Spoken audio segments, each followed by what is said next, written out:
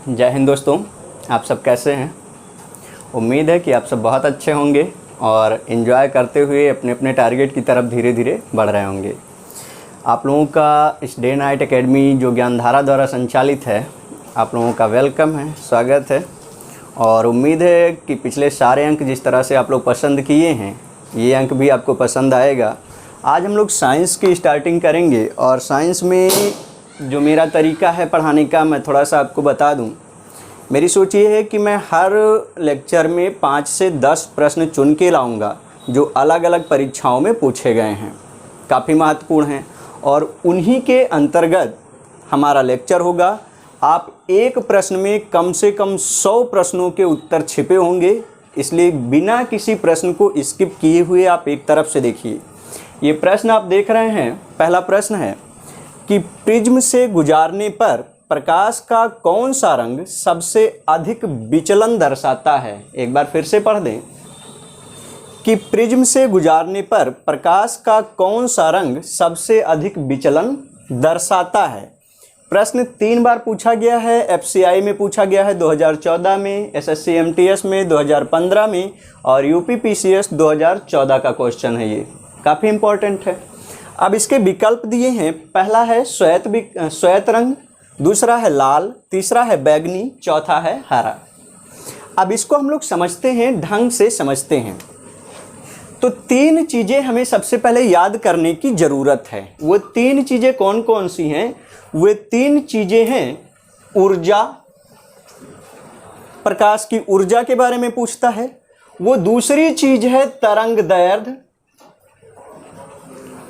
जिसको आप वेवलेंथ बोलेंगे, और वो तीसरी चीज है आवृत्ति। अब यहां समझिए, एनर्जी, तरंगदैर्ध्य यानी वेवलेंथ और फ्रीक्वेंसी, ये आपके कॉन्सेप्ट समझ में आ गया तो इस चैप्टर का कोई प्रश्न नहीं छूटेगा। चाहे आप आगे से पीछे से कहीं भी प्रश्न देगा, आप हल कर लोगे। आइए देखते हैं। अब एक बात समझो, जिसकी ऊर्जा अधिक होगी उसकी आवृत्ति अधिक होगी। समझ लीजिए, जिसकी ऊर्जा अधिक होगी उसकी आवृत्ति अधिक होगी, लेकिन तरंगदैर्ध्य कम होगा। यहां सीधा सा एक प्रश्न यहीं से उठ जाता है। क्या उठता है कि किसी रंग की ऊर्जा अधिक होने पर उसके आवृत्ति पर क्या प्रभाव पड़ेगा? आवृत्ति घटेगी, आवृत्ति बढ़ेगी, आवृत्ति स्थिर रहेगी या कोई नहीं। तो अगर ऊर्जा बढ़ेगा तो आवृत्ति बढ़ेगी, ऊर्जा घटेगा तो आवृत्ति घटेगी। लेकिन अगर ऊर्जा या आवृत्ति बढ़ेगा तो तरंगदैर्ध्य घटेगी। ऊर्जा और आवृत्ति बढ़ेंगे लेकिन तरंगदैर्ध्य घटेगा। आवृत्ति बढ़ाई जाए तो तरंगदैर्ध्य पर क्या प्रभाव पड़ेगा? तरंगदैर्ध्य भी घट जाएगा। ये बात समझ में आ गई। अब इसी से संबंधित है आपका ये क्वेश्चन। एक बात और जानिए, यहां पर रंग की बात कर रहा है कि कौन सा रंग सबसे अधिक विचलन दर्शाता है। विचलन मतलब विक्षेपण करता है, इधर उधर भागता है। तो रंग का जो निर्धारण होता है वो किसके द्वारा किया जाता है? क्वेश्चन बहुत इंपॉर्टेंट है, कई एग्जाम में पूछा गया है कि प्रकाश के रंग का निर्धारण कौन करता है। इन्हीं तीनों में आपका उत्तर है। मैंने कहा ना कि जो लाइट आपका चैप्टर है वो इन्हीं तीनों को अगर आप समझ गए तो समझ गए। तरंग दैर्ध्य, पहला क्वेश्चन ध्यान रखिए कि प्रकाश के रंग का निर्धारण किसके द्वारा होता है? तरंग दैर्ध्य के द्वारा होता है। ऊर्जा बढ़ाने पर तरंग दैर्ध्य क्या होगा? घटेगा। तरंग दैर्ध्य बढ़ाने पर ऊर्जा क्या होगी? घटेगी। आवृत्ति क्या होगी? वो भी घटेगी। ये बात समझ में आ गया? आगे बढ़ते हैं। अब ऊर्जा को मापते किसमें है? जूल में। ऊर्जा को किसमें मापेंगे? जूल में। तरंग दैर्ध्य का मात्रक क्या है? तरंग दैर्ध्य को किसमें मापते हैं? एंगस्ट्रम में मापते हैं। किसमें मापते हैं सर? एंगस्ट्रम में मापते हैं। आवृत्ति को किसमें मापते हैं सर? हर्ट्ज में मापते हैं। आवृत्ति को किसमें मापते हैं? हर्ट्ज में मापते हैं। अब अपने प्रश्न की ओर चलो। चूंकि ये प्रिज्म से प्रकाश की बात कर रहा है, प्रिज्म से बात कर रहा है प्रकाश के रंग की, तो एक बात बताओ, प्रकाश में कौन कौन से रंग हैं? कितने रंग हैं? तो सर 7 रंग हैं। कितने रंग हैं? 7 रंग हैं। वे 7 कौन कौन से हैं? तो उनको हम लिखते हैं BIV, GY, वो आर, ये तो बोलते हैं बिब्ग्योर, BIBGYOR। बी मतलब वायलेट, मतलब बैगनी। आई मतलब इंडिगो, मतलब जामुनी। बिल्कुल हड़बड़ा के भागिए मत। ब्लू मतलब नीला, और ग्रीन यानी हरा, येलो यानी पीला, ऑरेंज यानी नारंगी, और लाल। ये आप समझ गए, कॉन्सेप्ट क्लियर हो गया। आओ देखते हैं कैसे समझते हैं इसको। अब एक बात ध्यान दो, ऊपर से नीचे की ओर हम अगर जाएंगे, ऊपर से नीचे की ओर जाएंगे तो आवृत्ति घटती जाएगी। ऊपर से नीचे की ओर जाएंगे तो आवृत्ति घटेगी, आवृत्ति घटेगी तो ऊर्जा भी घटेगी। इसका मतलब है सबसे ज्यादा ऊर्जा किसका है? ऊपर वाले का। ऊपर वाले के बाद किसका है? इसका। इसके बाद इसका। इस तरह से आवृत्ति सबसे अधिक किसकी होगी? बैगनी की। कम से कम 100 प्रश्न है इसमें, समझो। अभी यहां से 4 विकल्प दे दिया गया, यही चारों कि जामुनी, नीला, हरा, पीला। इनमें से सर्वाधिक आवृत्ति किसकी है? तो आप ये क्रम याद रखो कि ऊपर वाले से जब नीचे जाओगे तो आवृत्ति घटती जाएगी, मतलब ऊपर सबसे अधिक, उसके बाद सबसे अधिक, उसके बाद, और नीचे कम होगा। उसी तरह ऊर्जा भी। अब अगर तरंग दैर्ध्य पूछा गया कि तरंग दैर्ध्य सबसे ज्यादा किसका होगा, तो नीचे से देखना। तरंग दैर्ध्य के लिए नीचे से देखो, और ऊर्जा या आवृत्ति बताना है तो ऊपर से देखो। अब एक बात बताओ, जिसके पास सबसे ज्यादा ऊर्जा होगा वही तो विचलन करेगा। जिसके पास सबसे ज्यादा ऊर्जा होगा वही तो विचलन करेगा, वही इधर उधर भागेगा ना। जिसके पास ऊर्जा ही नहीं है वो तो कहीं भी ऐसे बैठा रहेगा मर के। तो जिसके ऊर्जा है वो इधर उधर भागेगा। प्रश्न का कौन सा रंग सबसे अधिक विचलन करेगा? तो सबसे अधिक विचलन इनमें से कौन सा करेगा? किसके पास ऊर्जा है? तो भाई ऊर्जा यहां श्वेत, श्वेत कहां गया? श्वेत तो है ही नहीं। लाल, लाल तो यहां सबसे नीचे है, और सबसे नीचे वालों को क्या मिलता है? तरंग दैर्ध्य अधिक होता है। लाल रंग की तरंग दैर्ध्य अधिक है, मतलब ये ज्यादा दूर से दिखाई देता है, मतलब इसीलिए इसको खतरे का निशान बनाया जाता है। प्रश्न क्लियर हो गया कि लाल रंग को खतरे का निशान क्यों बनाया जाता है? क्योंकि उसकी तरंग दैर्ध्य ज्यादा है, तो सर वो दूर से दिखाई देगी, इसलिए उसको बना दिया गया। ठीक है। बैगनी, बैगनी ऊपर है, और ऊपर वाला हम क्या जानते हैं? आवृत्ति अधिक है। आवृत्ति अधिक है तो ऊर्जा अधिक है, और ऊर्जा अधिक है तो ये विचलन अधिक करेगा। सबसे ज्यादा विचलन कौन करेगा? बैगनी। अब मैं बोलूं बैगनी को छोड़ के इनमें से कौन सा करेगा? तो बैगनी को छोड़ने के बाद सफेद तो इधर है नहीं, लाल एकदम नीचे है, उसके बाद हरा वाला आ जाएगा, ये चौथे नंबर पर। समझ में आ गया? तो इस तरह से आपके प्रश्न पूछे जाने हैं। कभी कभी आपसे इन्हीं रंगों को देकर के तरंग दैर्ध्य पूछता है। आप तरंग दैर्ध्य के लिए नीचे से देखना, ये सबसे ज्यादा, उसके बाद ये, उसके बाद ये। आवृत्ति या ऊर्जा पूछेगा, आप ऊपर से देखना। और प्रकाश के रंग का निर्धारण कौन करता है? तो प्रकाश के रंग का निर्धारण उसकी तरंग दैर्ध्य के द्वारा किया जाता है। समझ में आ गया इतनी चीजें? ये पहला क्वेश्चन कंप्लीट हुआ। हम लोग आगे बढ़ते हैं। प्रश्न है कि प्रकाशिक तंतु किस सिद्धांत पर कार्य करता है? ये प्रश्न जो है यूपीपीएससी में 2013 और 2011 में पूछा गया, सीजीएल 2014 में पूछा गया, और कई एग्जाम में पूछा गया जिनके नाम हमने यहाँ मेंशन नहीं किया है। प्रश्न एक बार फिर से कि प्रकाशिक तंतु किस सिद्धांत पर कार्य करता है, यही थोड़ा सा एग्जामिनर ने आपको घुमाया है, इसको हिंदी में दे दिया है। प्रकाशिक तंतु की इंग्लिश होती है ऑप्टिकल फाइबर। ऑप्टिकल फाइबर किस सिद्धांत पर कार्य करता है? अगर ऐसा है प्रश्न, ऐसा होता तब तो आप तुरंत हाँ सर ये हो सकता है। अभी हिंदी में दिया है प्रकाशिक तंतु किस सिद्धांत पे काम करता है, तो इसके लिए हमें प्रकाश के सारे गुणों को समझना है। क्या करना है? प्रकाश के सारे गुणों को समझना है। तो आइए समझ लेते हैं सारे गुणों को थोड़ा सा। तो देखिए, प्रकाश के सारे गुणों को समझना है। सबसे पहले ये कोई समतल प्लेट है, कोई समतल प्लेट है। भौतिक विज्ञान में जब समतल प्लेट की बात करते हैं तो या तो हम कांच को मानते हैं या फिर जल को मानते हैं, या फिर कांच को मानते हैं क्योंकि कांच एकदम बराबर होगा ऊपर से, या फिर जल का ऊपरी सतह मानते हैं जो समतल प्लेट होगा। समझ में आ गया? अब इस पे ये मानते हैं कि सूर्य का प्रकाश पड़ता है। सूर्य यहां है और किरणें क्या है, आती हैं, किरणें क्या है, आती हैं। तो आने वाले किरणों को बोलेंगे आपतित किरण। क्या बोलेंगे, आपतित किरण। अंग्रेजी में बोलेंगे इंसिडेंट रेज। क्या बोलेंगे, इंसिडेंट रेज। और इसको लिखते हैं आई से। कैसे लिखेंगे, आई से लिखते हैं। तो बात यह है कि जब इस समतल प्लेट पर सूर्य की किरणें आके पड़ती हैं तो यहां कई संभावनाएं, कई संभावनाएं। क्या संभावना है, पहला तो ये प्लेट सारा अपने आप सोख लेगा, किसी को वापस नहीं जाने देगा। बात समझ में आ गई। दूसरा कि कुछ सोखेगा और कुछ को वापस कर देगा। और तीसरा कुछ भी नहीं सोखेगा, सबको वापस कर देगा। पूर्ण आंतरिक परावर्तन, पूरा वापस कर देगा। हो सकता है, बिल्कुल हो सकता है।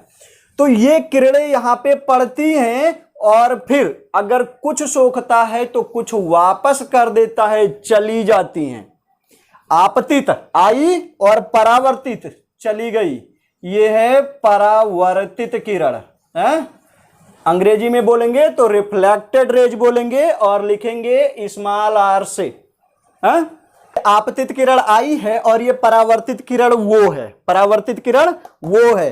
दोनों प्लेट पे जिस जगह पर मिली हैं उसको कोई भी नाम दे दो जहां पे मिली हैं। अब यहां पे एक सीधी रेखा इस तरह बन सकती है, इसको बोलते हैं अभिलंब। क्या बोलते हैं, अभिलंब। मतलब आने वाली रेखा और जाने वाली रेखाएं जहां पर मिलती हैं उनको हम बोलते हैं अभिलंब। आपतित, ये क्वेश्चन अलग से बनता है कि आपतित किरण और परावर्तित किरण परस्पर किस बिंदु पर मिलती हैं, तो कहां पर मिलती हैं, अभिलंब, अभिलंब पे मिलती हैं। अब ध्यान दो कि आपतित किरण और अभिलंब के बीच में जो कोण बनता है, आपतित किरण और अभिलंब के बीच में जो कोण बनता है उसको कहते हैं आपतन कोण। उसको क्या बोलेंगे, आपतन कोण बोलते हैं इसको। और इसको लिखते हैं साइन आई, साइन यानी जया, हिंदी में जया। और परावर्तित किरण और अभिलंब के बीच में जो कोण बनता है इसको बोलते हैं परावर्तन कोण, रिफ्लेक्टेड एंगल, और लिखते हैं साइन आर। क्या लिखेंगे, साइन आर। अब एक वैज्ञानिक हुए स्नेल, एक वैज्ञानिक हुए स्नेल, उन्होंने एक नियम दिया, क्या, कि साइन आई और साइन आर क्या होते हैं, बराबर होते हैं। साइन आई और साइन आर क्या होते हैं, बराबर होते हैं।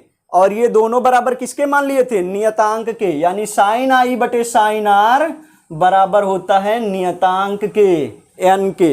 एन क्या है, अपवर्तनांक या नियतांक। समझ में आ गया। तो ये स्नेल का नियम है। अभी समझ में आया ये बात। अब हम आते हैं अपने उत्तर की तरफ में कि प्रकाश के कौन कौन से गुण होते हैं। तो गुण की जब हम बात करते हैं तो पहली बात आती है प्रकीर्णन। ऐसे समझो कि कभी ना भूलो, ऐसे समझो कि चाहे जो एग्जाम्पल दे दे। अभी ऑप्टिकल फाइबर पूछा, कोई भी फाइबर पूछे, सब समझ लो यहीं पे। जब किसी भी उदाहरण में, जब किसी भी उदाहरण में केवल एक रंग की बात करेगा, किसी भी उदाहरण में केवल एक रंग की बात करेगा तो वो प्रकीर्णन के कारण होगा, वो प्रकीर्णन के कारण होगा। पूछता है कि सूर्योदय के समय सूरज लाल दिखाई देता है, क्यों, तो एक रंग की बात किया ना, लाल, किसके कारण, सर प्रकीर्णन के कारण। सूर्यास्त के समय लाल दिखाई देता है, क्यों, प्रकीर्णन के कारण। आसमान नीला दिखाई देता है, कितने की बात की, एक रंग की ना, नीला। बस यही पकड़ो, यहां मत जाओ, बस ये पकड़ो कि बोला क्या, तो एक रंग की बात आया तो क्या हुआ, प्रकीर्णन। बोला ना आसमान नीला दिखाई देता है, तो नीला एक रंग की बात किया, हाँ तो प्रकीर्णन हो गया। समझ में आ गया। और जब एक से ज्यादा रंग की बात कर देगा तो वर्ण विक्षेपण, एक से ज्यादा रंग की बात कर देगा वर्ण विक्षेपण।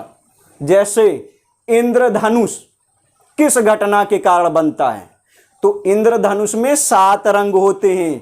तो जब 7 रंग होते हैं तो एक से अधिक रंग किस में आएगा, वर्ण विक्षेपण में आएगा। समझ में आ गया ना। एक रंग अगर दिया गया उदाहरण में तो वर्ण विक्षेपण, और एक से ज्यादा दिया गया, एक रंग दिया गया तो प्रकीर्णन, एक से ज्यादा दिया गया वर्ण विक्षेपण। चलो अभी हम आपसे पूछते हैं कि प्रिज्म किस सिद्धांत पे काम करता है। तो भाई प्रिज्म क्या करता है कि प्रकाश को जब हम प्रिज्म में से गुजारते हैं तो वो 7 अलग अलग रंगों में बट जाता है। कितने, 7। ज्यादा रंग की बात आ गई ना, तो कौन सी घटना होगी, वर्ण विक्षेपण। समझ में आ गया।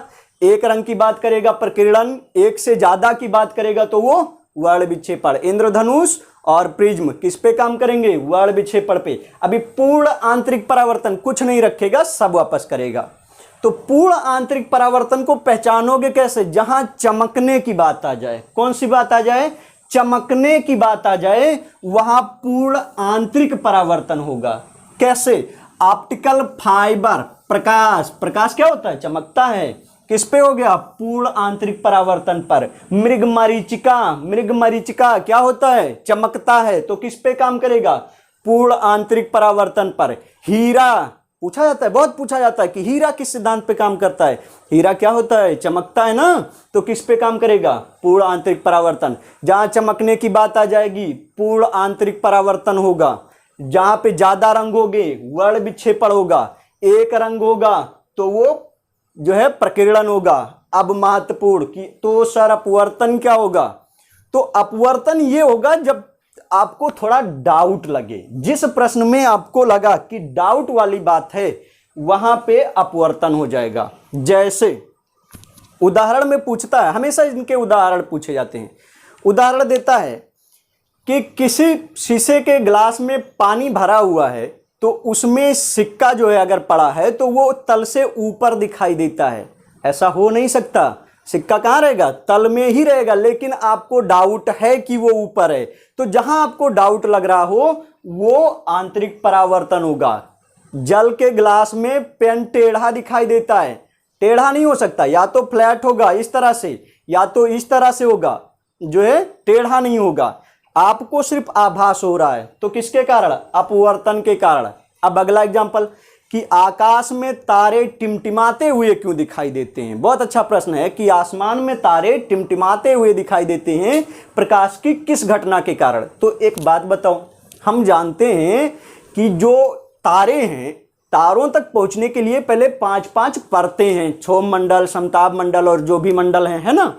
तो इतने सारे जब लेयर हैं, तो हम ये तो नहीं कह सकते कि नहीं ये वाला तारा ठीक मेरे सामने है।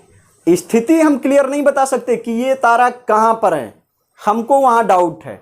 तो जहां ऐसे आपको डाउट की बात आएगी, वो अपवर्तन की घटना होगी। समझ में आ गया ये? तो अगले क्वेश्चन पे हम लोग चल। तो आपको आपका उत्तर मिल गया होगा कि प्रकाशिक तंतु किस सिद्धांत पे काम करता है। तो प्रकाश यानी चमकने की बात आई, तो चमकने की बात कहां होता है? पूर्ण आंतरिक परावर्तन में। एक क्वेश्चन जो और पूछा जाता है कि मृग मरीचिका किस सिद्धांत पे काम करता है। तो पहले मृग मरीचिका समझ लेते हैं। मृग मरीचिका होता क्या है? मृग तो आप जानते हैं हिरन, और मरीचिका क्या होता है? दरअसल रेगिस्तान में पानी तो होता नहीं है, लेकिन बालू के कण दूर से चमकते हुए दिखाई देते हैं।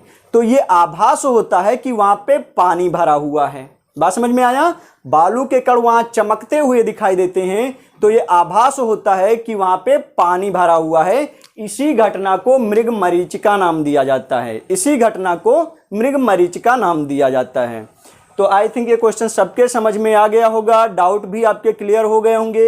इधर आपतन कोण, परावर्तन कोण, अभिलंब क्या है, स्नेल का नियम क्या है, और ये सारी चीजें आपके समझ में आ गई होंगी। अगले प्रश्न की ओर हम लोग बढ़ते हैं।